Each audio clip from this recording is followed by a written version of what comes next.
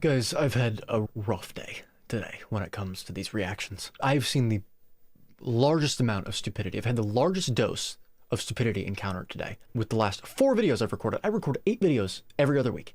8! You can probably count them because there's 4 every week for you guys. And I'm halfway done, and I am about to have a heart attack. And no, it's not because of carnivore. It's because of stupidity. But it doesn't end there. It's not going to end there. Unfortunately, we have more to cover. I haven't watched this video through, but we're covering obhealth.fit again. Remember that from a while back, whenever we covered him before? Oh boy, that was fun. And also Jacob Foods. So I've seen this guy. He tries to act all nice with his soothing voice, and he's just f***ing retard. Yeah, so we're going to get right into this. They're going to talk about carbohydrates again, and they're going to exemplify their absolute ignorance and omniscience when it comes to health, physiology, paleoanthropology, comparative anatomy, whatever the f they're going to bring up, because they don't understand, okay? I'm fired up. You can probably tell. So, here we go. We're going to have them critique Jordan Peterson, of course, because, you know, Jordan Peterson is obviously someone that can be very he speaks points that can be very perfunctorily dismissed because of how stupid and weightless they are. Of course. Yeah. Anyway, let's just start the screen recording. Waste no further time. And I mean, look at this. obhealth.fit here, OB Fitness, or whatever the f his name is, has collaborated with Scientific Snitch. If you've been on this channel long enough, you will have remembered that drama that I had with her. The back and forth videos made about each other. Yeah, who won that exchange? Anyway, let's get going. Hoping to make this short. Let's go. There's no recommended daily allowance for carbohydrates. 0. Okay, that's not true. That isn't true. There is a recommended daily allowance, and it comes from the ADA. And in fact, I did a paper on this months ago because it came from a 2005 paper, where they explain very clearly why they came to the conclusion that you should be consuming hundreds of grams of carbohydrates a day. First of all, it was doubled just to make sure you get them in. It was doubled, okay? And what was it doubled in regards to, in reference to? It was doubled in reference to the original value that they calculated that one should consume in the form of carbohydrates for someone that cannot synthesize glucose efficiently in their liver because of medical issues. They said in the paper that the apparent requirement for carbohydrates in the human diet, exogenously speaking, is 0. The American Diabetes Association. We're done. We're done. I covered it. There's no recommended daily allowance. You don't need them. They're not. Okay, that is true. You don't need them. They are not vital.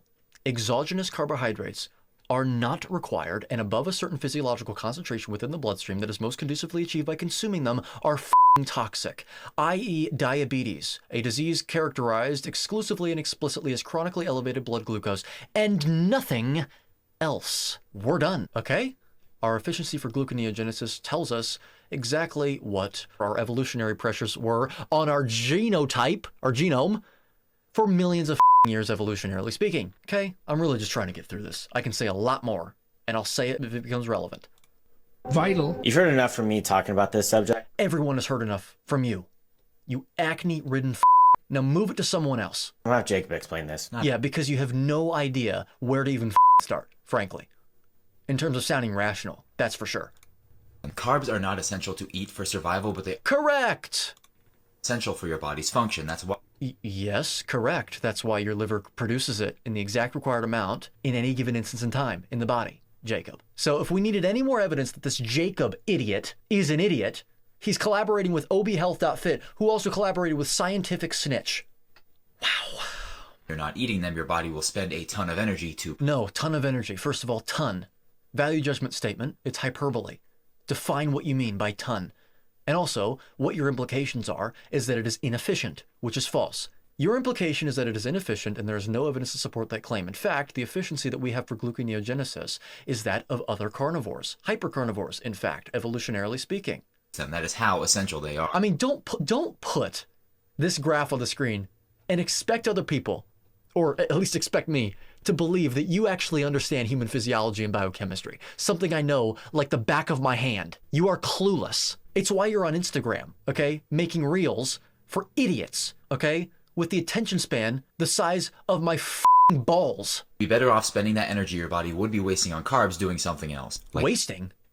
It's just absolutely f***ing ridiculous. It's just pseudoscience. There's nothing but words coming out of this boy's mouth. Not only that, carbs help you get a better contraction in the gym, leading to more There's no evidence to support that claim. You have no evidence. You're just saying words, just like all of these health influencers do. A better contraction in the gym. What are you talking about? Glucose is required for muscle contractions. Fortunately, we have gluconeogenesis. Also, if you actually understood how muscles work, you'd understand that despite the fact that your muscles depend on glucose for contractions, they also, at the same time in a different part of the cell, will be using fats and ketones in the mitochondria aerobically. They use all substrates all at once, or at least have the ability to, just in different parts of the cell. Glycogenolysis and oxidative phosphorylation. We're done. growth, and you get No, not more muscle growth. How does that make any sense? Carbohydrates are not involved in muscular growth. They're involved in effectuating an insulin response, which can help with amino acid administration, which is what repairs the myosin chains that are damaged during exercise if you apply the appropriate stimulus. But they do not in and of themselves help with muscular growth. Amino acids do. Protein. pump at the end of the day. Who doesn't like to look pumped? You get a better pump at the end of the day. So that's your argument. Well, it makes your muscles look bigger. Great. Because of increased glycogen replenishment that is immediate. Okay, great. If you consume them immediately after a workout, fine. Also because of increased intramuscular fat because of insulin and fat creation. Great. So not great. And also increased water retention. Cool. So nothing that actually helps with muscular output. Besides glycogen does, sure. But guess what? Gluconeogenesis. We're still done, aren't we? If you're a girl, you get better glute pumps, your butt looks bigger, your arms look bigger. If you're a guy, whatever muscle group you're hitting, you get more blood flow, so it's more enjoyable. No, that's not necessarily true. Oh my God. Seriously. More motivated, and you get more muscle mass. Oh, and that weight you're losing from cutting out carbs, it's probably mostly water. Okay, okay. This is very fast paced and I'm really trying to let the video play before I comment, but then there's so much that I want to comment on that I have to pause it. That's just how these shorts go. Okay. More muscle mass is what he said before this idiot started talking again. We already covered that, didn't we? Mass does not necessarily reflect strength or output or agility. Okay? When you feed a cow a bunch of grains and fatten them up, their muscle mass gets bigger. You know why? Because you're fattening them up. Okay? Also, the second claim, you're probably just losing water weight. In the beginning, absolutely. Okay? You have more water retention because of insulin and electrolyte retention. It doesn't mean that it's also not fat, because insulin, fat. Learn biochemistry. Or water, when you cut them out, you cut out water as well. Yes, you also start losing fat because you enter a catabolic state when you're not in an anabolic state from expressing and exhibiting higher levels of insulin and also more frequent bouts of insulin spiking. And higher level, what I mean by higher levels is higher peak levels than if you're not consuming carbs. Insulin is important. You need it for anabolism. You don't need it chronically, and you don't need it to go as high as it does whenever you consume a large bolus of carbohydrates. It's just nonsense. Cut them out, the foods you are left with tend to be higher in fat, which are higher in calories, which means you can... Oh my God. Wow. No, they're not higher in calories. They have no calories to speak of. Jacob foods. They have no calories to speak of. You yield calories from a food when you combust it in a bomb calorimeter, a closed thermodynamic system.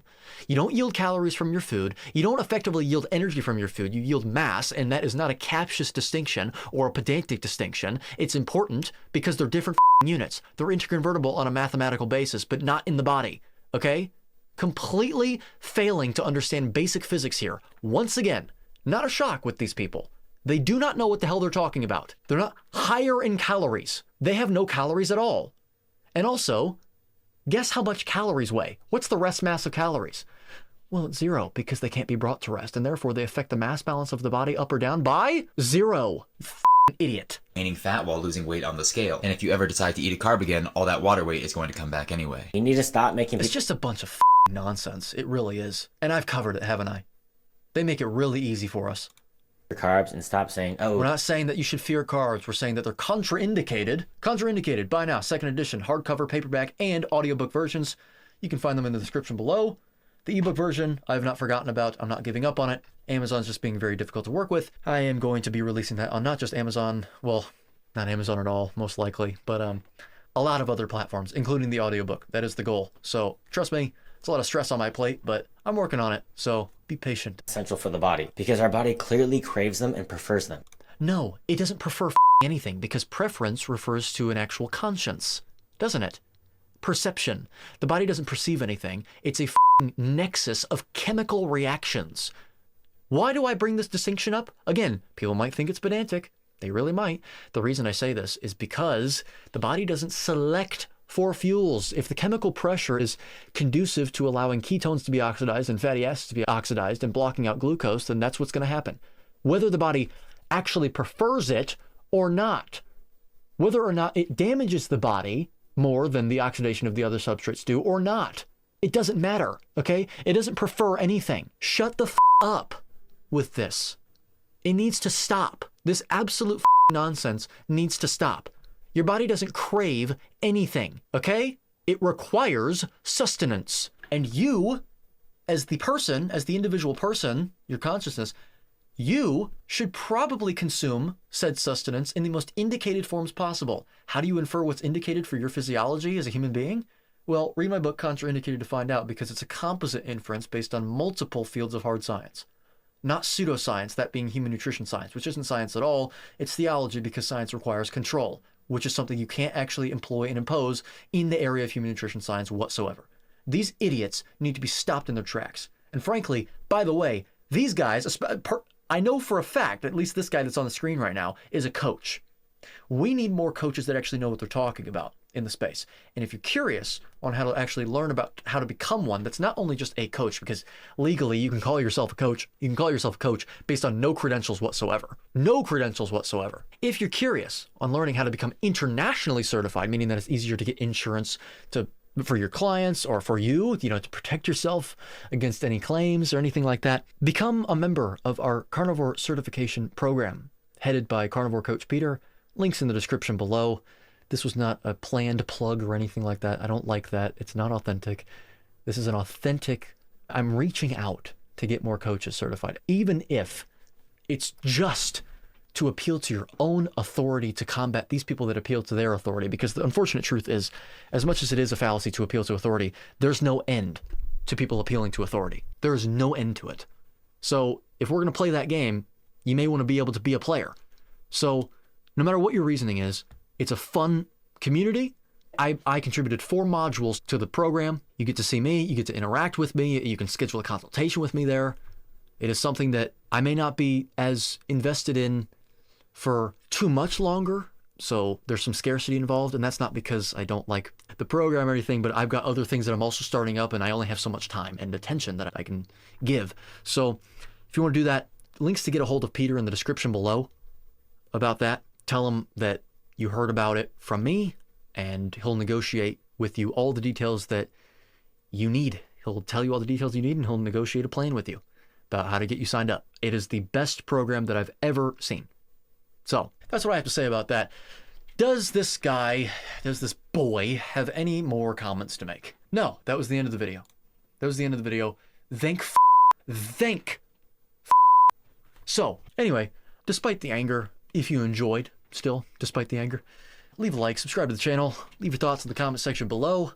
Also, once again, buy my book, Contrainidicated. The irony is that the people that actually will buy this are the people that, in a way, they're the last people that actually need to be reading it. It's people like OB and Jacob that need to be reading this. But anyway, this is something that's very important to buy. It's a closer look and revision of mainstream health axioms that have perpetuated illness, disorder, and disease for over a century. And once again, like I said, second edition's out.